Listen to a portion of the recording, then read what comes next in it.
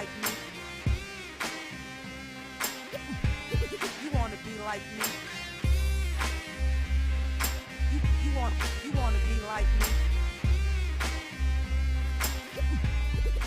What up, Pink ladies, T-birds, just happen to be watchers of my shit. My name is Jimmi Pynk, and unfortunately, this Thursday there is no Riverdale. So, what I decided to do was to review the 2001 film Josie and the Pussycats. Now, this was once upon a time, before every single movie was a reboot of a comic book or a cartoon or a TV show or something from your childhood. In fact, it was quite rare. So,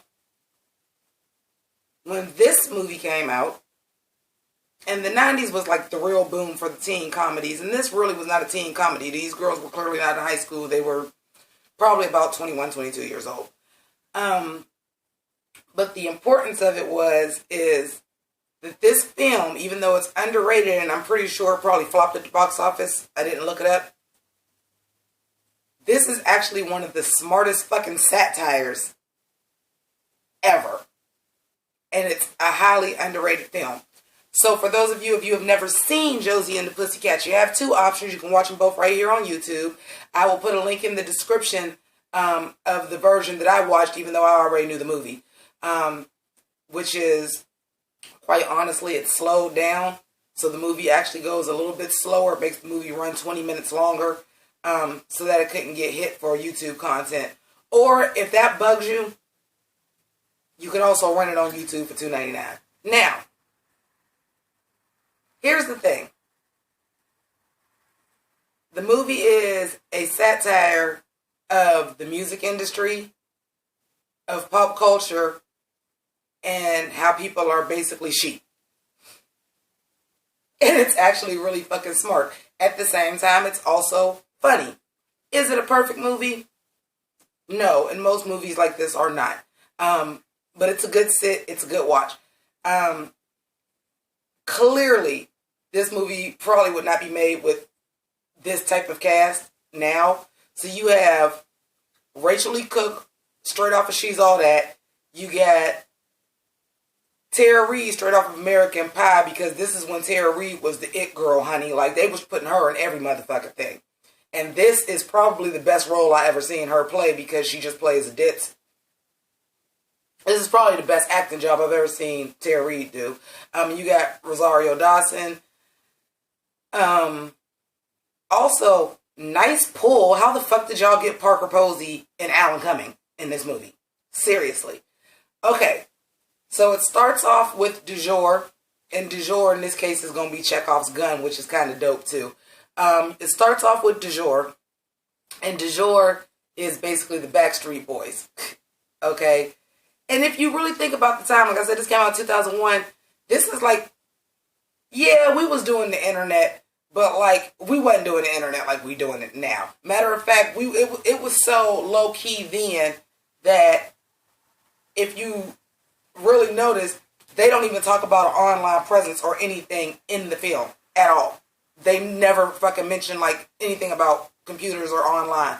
Matter of fact, the internet really wasn't popping like that, because even the flip phone was like kind of like a bigger flip phone. But anyway, it wasn't the Zach Morris flip phone, but it was a big flip phone. And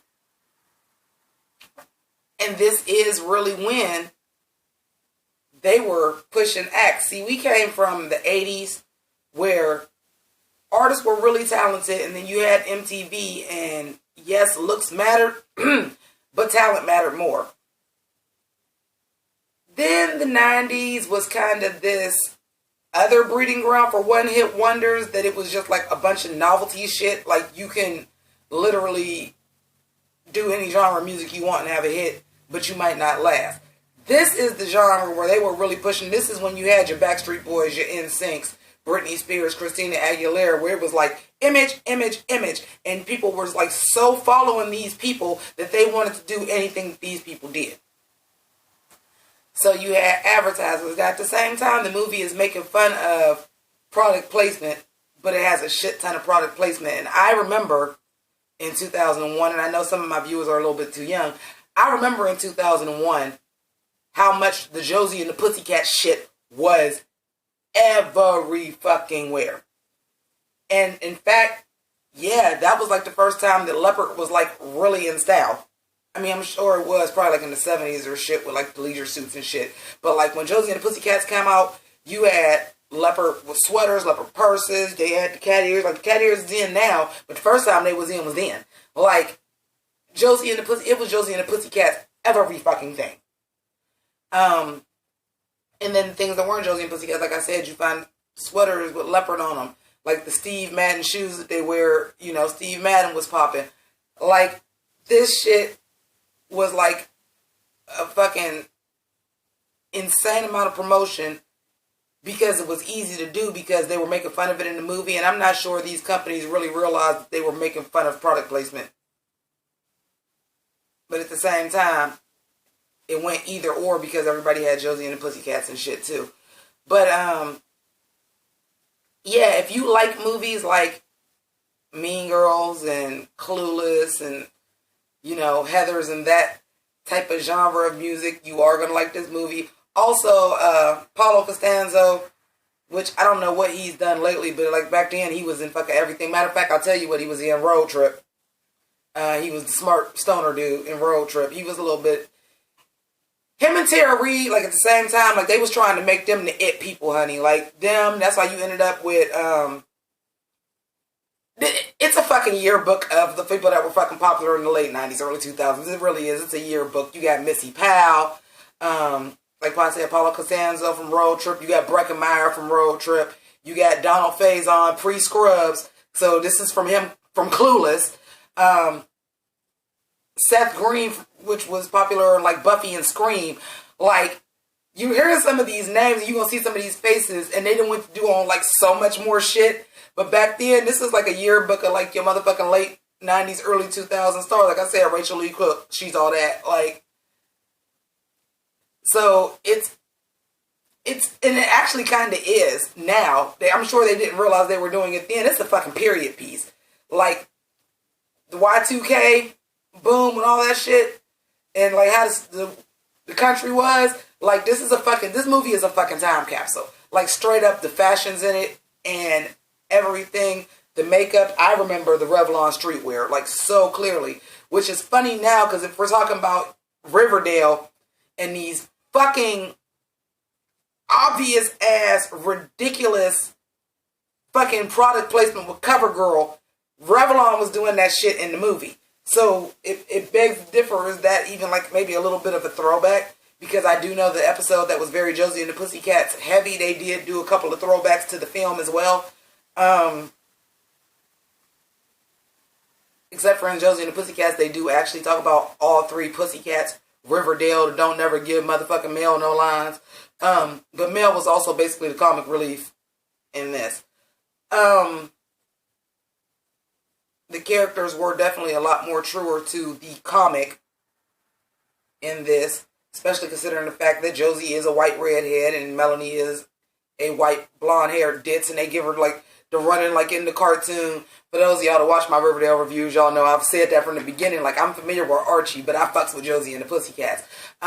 Some characters that are in this that are from the Josie and the Pussycats comic and cartoon that I would like to see them eventually bring into Riverdale.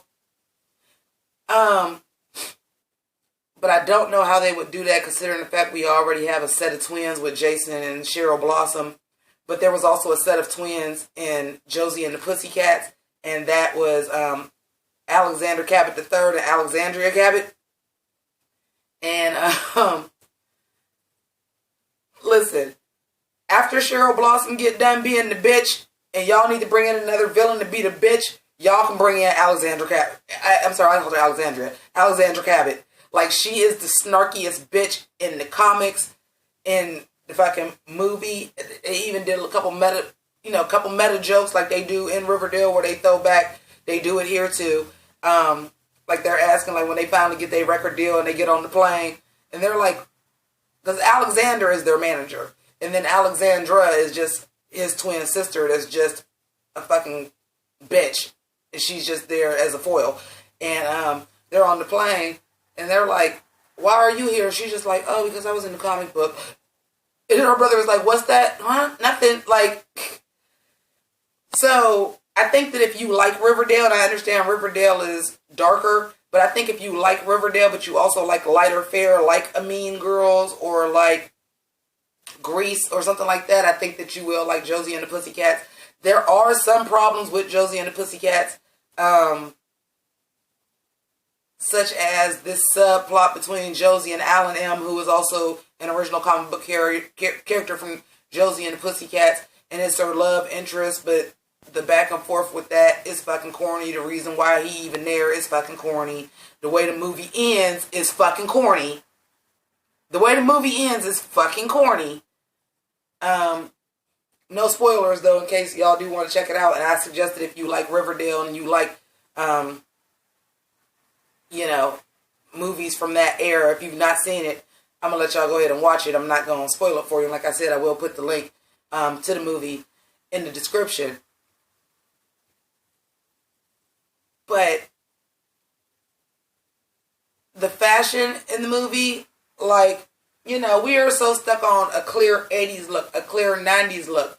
And now 17 years in, we're not realizing the 2000s had a distinct look either. And this is it. You know how you watch Clueless and you like, that is the 90s, that is what we look like. You watch Empire Records, that is the 90s, that is what we looked like.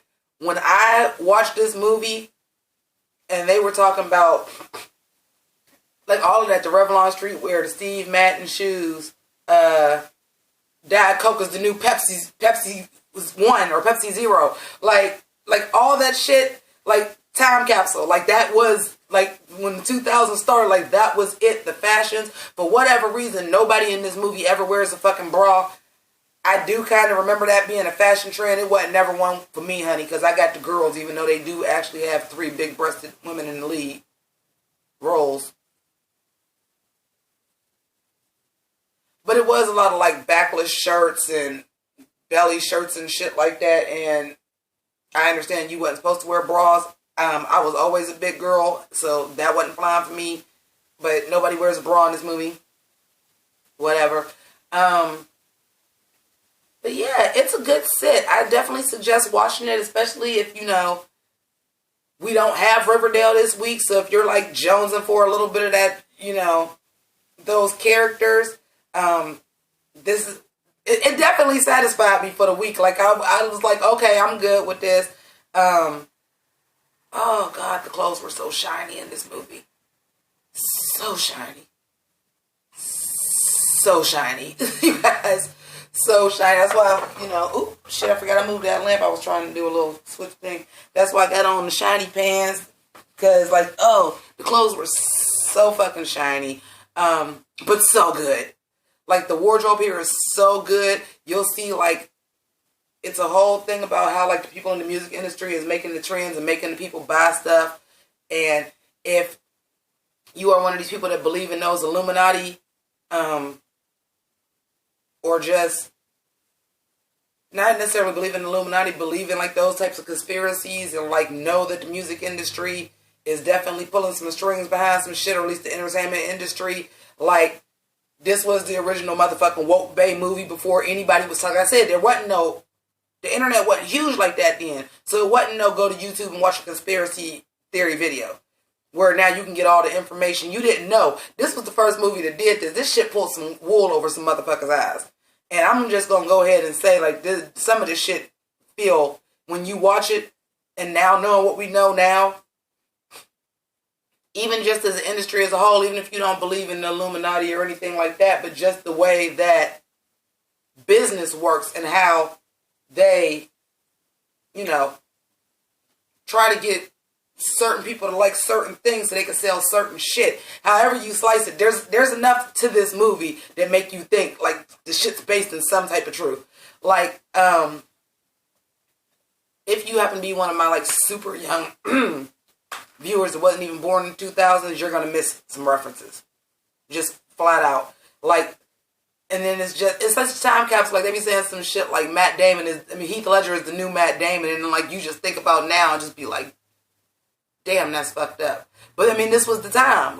Heath Ledger was just getting on. He wasn't, this is A Knight's Tale, 10 Things I Hate About You, Heath Ledger. They ain't even talking about Brokeback Mountain Oscar-winning Heath Ledger. They're not talking about Matt Damon that way either. Like, they're talking about them as like heartthrobs and teeny bopper magazines. Like, the shit's fucking crazy. So I definitely suggest that you watch it. It will give you your feel, since we ain't got no Riverdale this week.